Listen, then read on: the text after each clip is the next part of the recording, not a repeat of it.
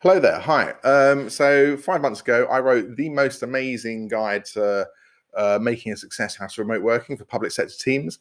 If you don't believe me, just find it somewhere on my LinkedIn profile. Where is it? Let's see if I can find myself. There's been so many amazing articles. Scroll to the right. Here we go.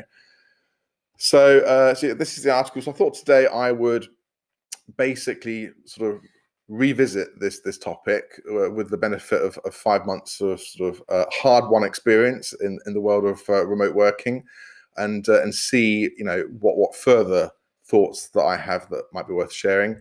We're obviously all in the same boat. So what struck me is rereading this piece, I realized that we were all pretty focused back then in sort of August, September time about having made the transition pretty successfully, but viewing it very much as a necessary evil from which we would likely sort of bounce back.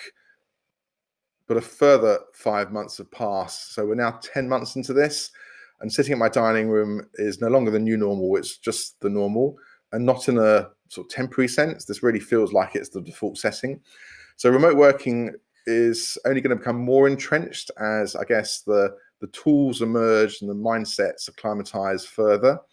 So if remote working is here to stay, then so too is asynchronicity. And what I mean by that is that I think we need to free ourselves from the tyranny of schedule alignment and live group discussions. Our work processes need to actively minimize unnecessary meetings and reduce the numbers of participants of the meetings that we do have. Just because you can fit 24 people into a single view of Zoom doesn't mean you should. So there's a lot of important work being done in this space, I know, across government.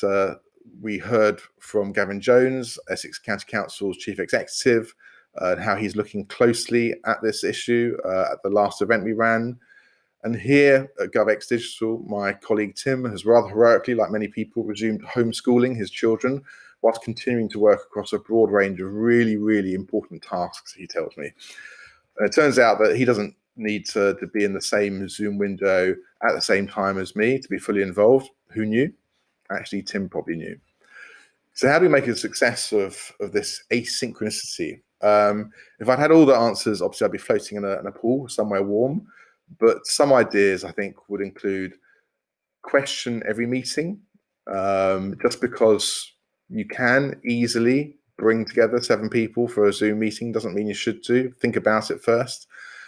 Transparency, I think it's your friend, it's always your friend, but I think that documenting outcomes is the real great enabler of transparency. Try and avoid codependency on your colleagues. So sort of keep your own momentum going, even if you need to drop one task and work on another whilst waiting for feedback. Don't over-communicate, words possibly I should live by. And lastly, aim for progress, not perfection. And here's a special shout out to my previous boss who had it the other way around. I can't tell you how excited I am at the prospect of revisiting this issue with you in another 5 months. And who knows, perhaps by then I might actually be practicing what I preach. But until then, be careful out there.